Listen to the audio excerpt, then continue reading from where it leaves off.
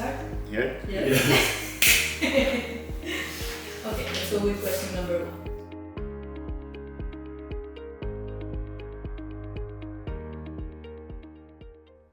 So security is non-negotiable. It is one of the most important things that we need to look out for when we're designing any system. So we're dealing with finances, we're dealing with people's money, we're dealing with transactions, we're dealing with regulatory requirements. So security needs to be top of mind.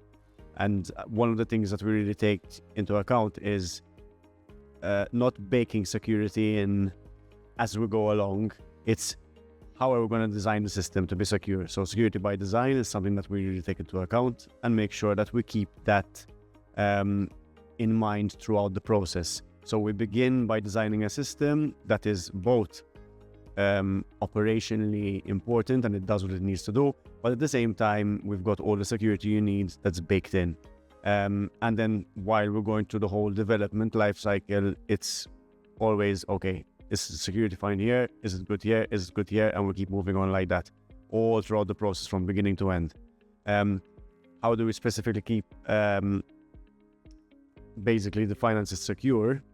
Is a number of things. So you've got your security baselines. So I call them, the must-haves. Every company needs to have these must-haves. Whether you're operating in finance, whether you're operating in e-commerce, whether you're operating a small business, that deals with retail customers, for example, you need to have security, the basics in there all the time. So basics, I mean, proper credentials, teaching your employees about security, ensuring that we implement the correct levels of encryption where they need to be implemented, data protection, which has its own implications as well from a regulatory perspective. We operate in the EU and in the UK, and there's GDPR requirements in both areas. They're different laws, but they're the same thing. They're talking about the same stuff in the end, which is people's data, which is, for some people, it's as important and as valuable as their money. Their identity, their personal information, you need to treat it with respect. And that's something that we do. And how we do that is the basics, and then we have kind of the extras. They're not really extras. They're still, in my opinion, must-haves, but they're not must-haves for everybody. For us, they are must-haves. Things like two-factor authentication. That, for me, should be everywhere, because a single factor is not enough anymore.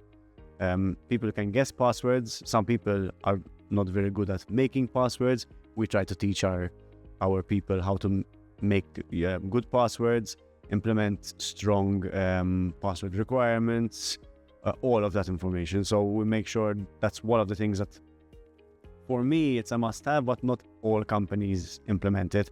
And that's an extra level. So we've got segregation. So we make sure we keep our development environments and our production environments separate, which enables the production environment to be more closely monitored.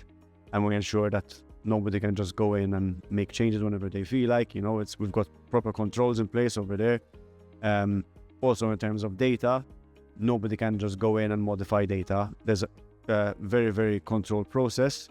And then on the kind of the other end, the traffic. So everything coming into our environment is assessed. We've got some rules, basically a rule engine that looks at everything coming in. Essentially says, is it malicious? No, let it through. Is it malicious? Yes, block it. Don't even allow it into the environment. And then other things, for example, we operate with APIs.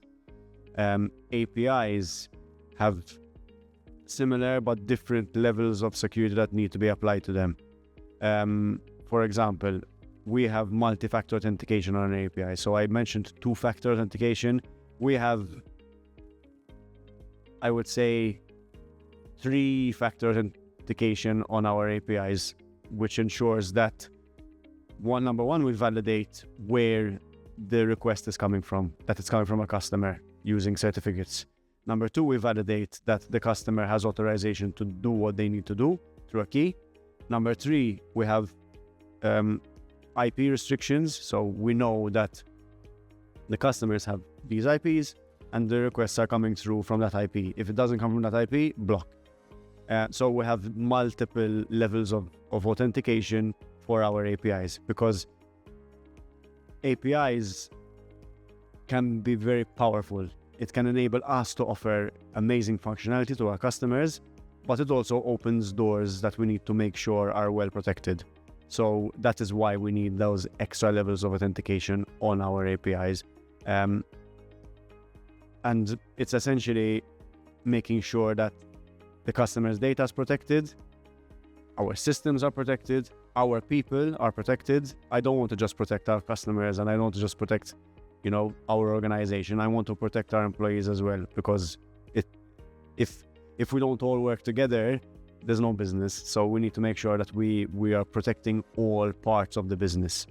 So those are the main areas that there's a lot more, but I could spend hours here talking about the different things we have in place, but I don't want to. I'm trying to condense it down as much as I can without making it too boring.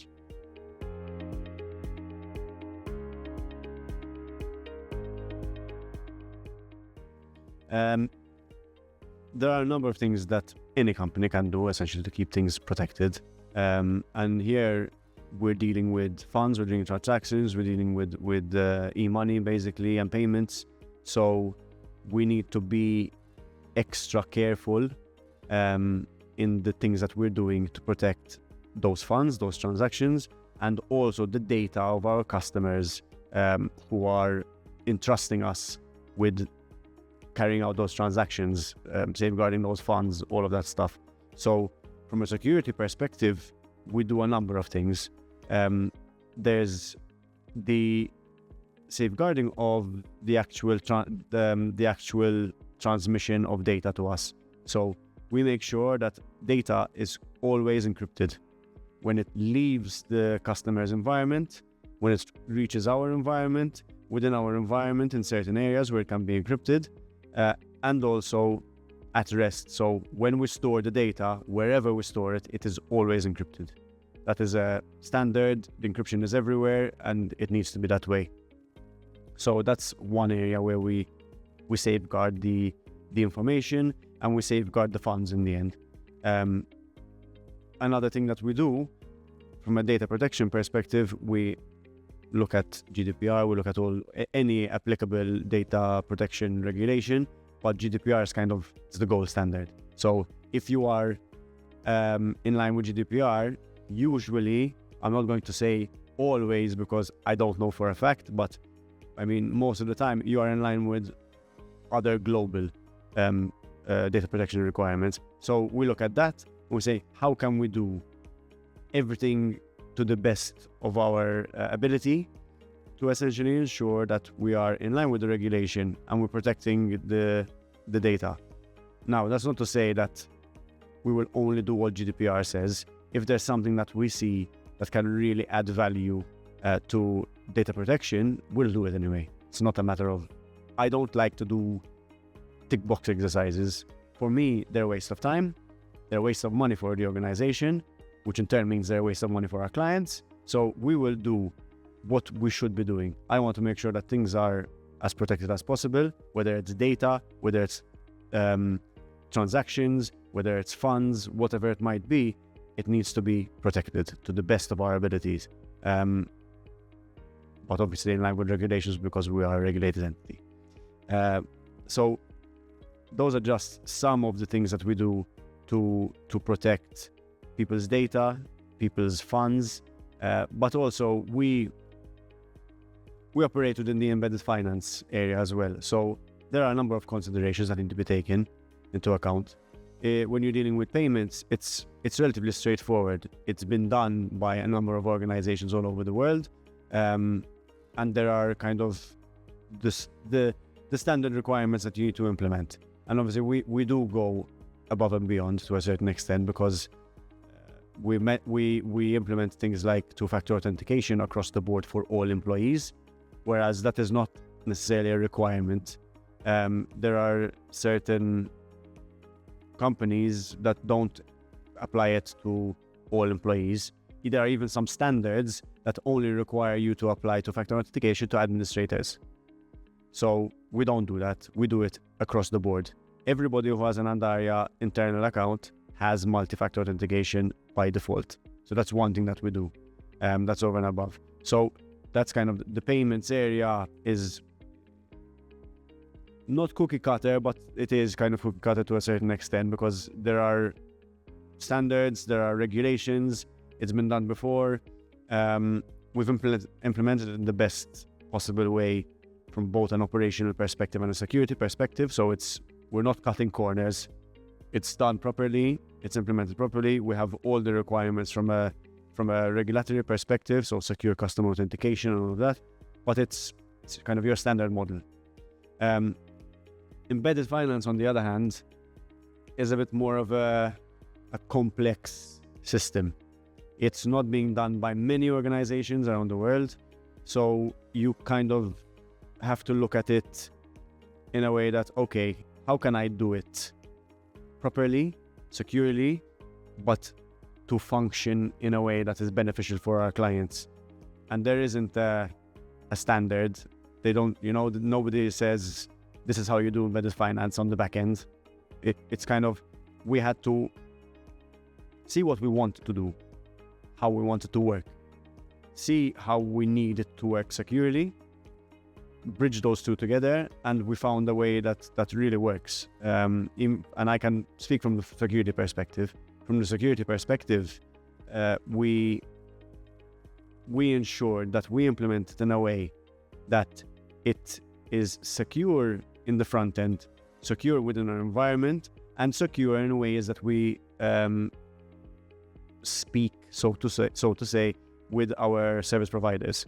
So it's the whole process is secure from a transmission perspective, encryption perspective, both storage of data encrypted and transmission of data is encrypted, but even how we communicate with the service providers, how we allow our service providers to communicate with us, how we take what they require for integration and make it not just say, okay, we'll do it in that way.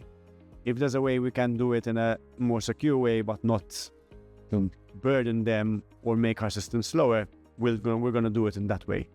Again, we're dealing with funds. We're dealing with money, e-money in the end. So we need to be careful how we're dealing with these transactions.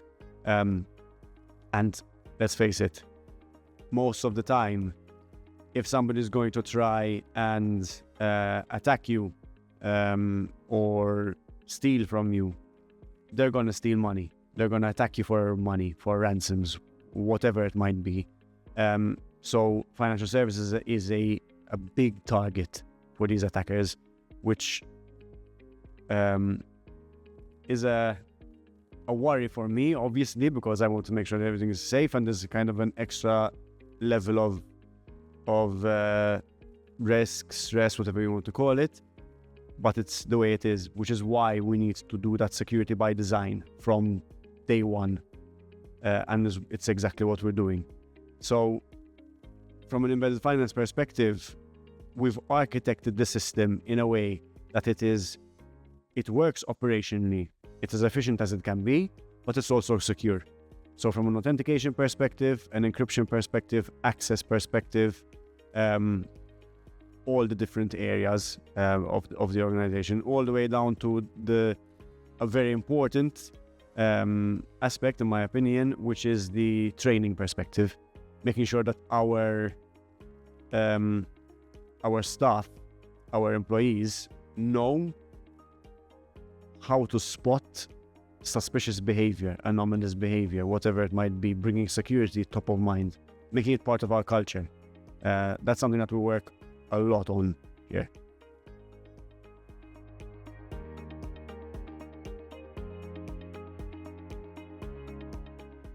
So whenever you're developing any product, whether it's financial product, whether it's an e-commerce product, whether it's a game, whatever it is, you want it to operate amazingly for your client. You want them to be able to use it seamlessly, use it in a way that it does not put barriers on their business.